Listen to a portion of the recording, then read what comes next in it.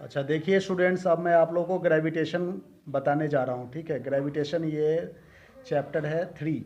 इसका टॉपिक है universal law of gravitation. Universal law of gravitation कहने का क्या मतलब होता है? Every body in this universe attracts every other body with a force which is directly proportional to the product of their masses and universally proportional to the square of the distance between them. ये statement है। ठीक है, जैसे मान लीजिए दो body है M1 और M2। दो बॉडी है M1 और M2।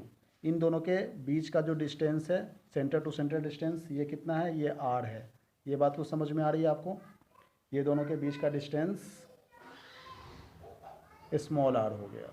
ठीक, अब यहाँ पर इन दोनों के बीच में जो फोर्स ऑफ अट्रैक्शन है उसको हम लोग F से रिप्रेजेंट करते हैं। तो F जो है वो डायरेक्टली प्रोपोर्शनल है M1 M2 के। यहाँ पर है ना, every body in this universe attracts every other body with a force.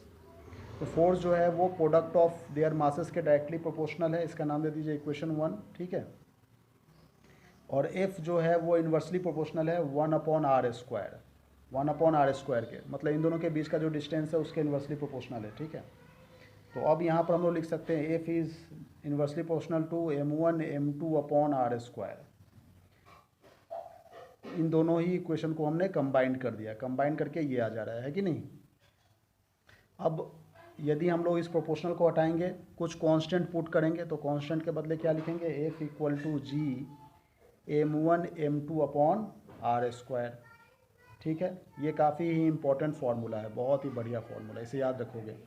और यहाँ पर जी क्या है? इसको कहते हैं यूनिवर्सल ग्रेविटेशन कांस्टेंट। ठीक है, अब देखिए जैसा कि हम लोग ये देख रहे हैं कि यदि हम लोग डिस्टेंस को डबल कर दें तो फोर्स जो है वो 1/4 हो जाएगा।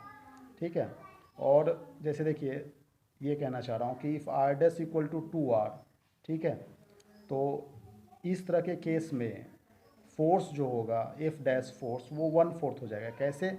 Gm1m2/2r²। यहाँ पर देखिए।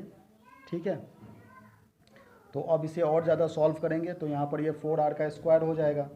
तो इसको हम लोग 1/4 भी लिख सकते हैं, 1/4 Gm1m2/r²। इसको हम लोग क्या कहते हैं? इसको कहते हैं फोर्स। तो 1/4 F हो गया। तो यहाँ पर ये F' जो है वो क्या हो गया? F/4 हो गया, है कि नहीं? तो यही मैं कहना चाह रहा हूँ कि इफ़ यदि रेडियस को डबल कर दे तो फोर्स यहाँ पर 1/4 हो जा रहा है। ठीक है, और यदि हम लोग रेडियस को हाफ कर दे, if r' equal to r/2, तो फोर्स की दोनों के बीच का जो फोर्स ऑफ अट्रैक्शन है वो कितना हो जाएगा? वो 1/4 हो जाता है। कैसे? ये देखिए, यहाँ पर इसको ऊपर कर दो तो हो जाएगा 4Gm1m2/r²। ठीक है, तो यहाँ पर हो जाएगा 4Gm1m2/r² हो गया। तो यहाँ पर क्या हो जाएगा? 4 × F हो जाएगा। ठीक है, तो देखिए यहाँ पर ये F' जो है वो 4F के इक्वल हो जा रहा है।